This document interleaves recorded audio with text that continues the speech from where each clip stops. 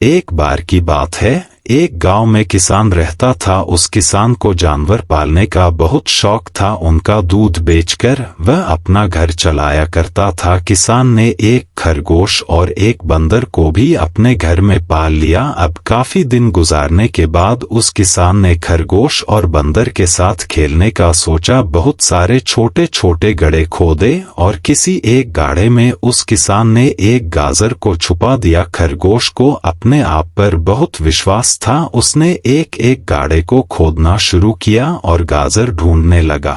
लेकिन बंदर जो था वह बहुत ही नेगेटिव और आलसी था। उसने सोचा कि खेत में इतने सारे गड्ढे हैं और वह गाजर किसी एक गाढ़े में है, इतना कौन ढूंढेगा। वह बंदर यह सोचकर एक गाढ़े के ऊपर जाकर सो गया। खरगोश मेहनत से गाजर ढूंढ रहा था। एक एक करके खरगोश ने सारे गाढ़े ढूंढ लिए। गाजर नहीं मिली, सिर्फ एक गड्ढा बाकी रह गया था जिसके ऊपर बंदर सो रहा था। अब खरगोश बंदर के पास जाता है और उसे उस गद्दे पर से उठने के लिए कहता है। जैसे ही बंदर उस गद्दे पर से उठता है, खरगोश गड्ढा खोदकर गाजर बाहर निकाल लेता है और अपने मालिक को ले जाकर दे देता है। बंदर यह देखकर हैरान हो जाता है कि जिस गड्ढे के ऊपर वह इतनी देर से सो रहा था, गाजर उसी के अंदर थी। एक बार खोदकर देख लेता तो गाजर उसे मिल जाती और वह मालिक की नजरों में बड़ा बन जाता। यही सोचकर वह अपने किए पर पछता रहा था। कहानी से हमें 3 बहुत बड़ी सीखें मिलती है।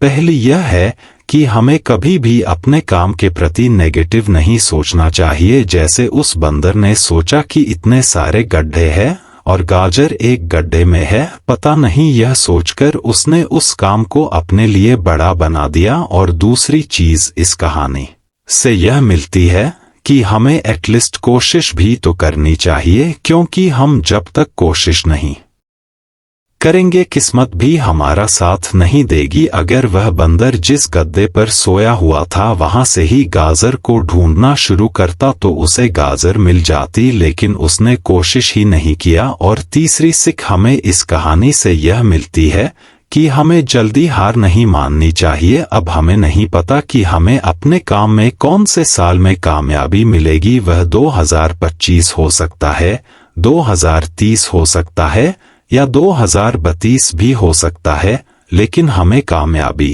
तभी मिलेगी जब हम पॉजिटिव सोच के साथ कोशिश करते रहेंगे और हार नहीं मानेंगे। तो अगर आप इस कहानी को और भी लोगों तक पहुंचाना चाहते हो और अगर कहानी अच्छी लगी हो तो हमारे चैनल को सब्सक्राइब जरूर करिए। मिलता हूं एक अगली वीडियो में, तब तक के लिए धन्यवाद। जय हिंद।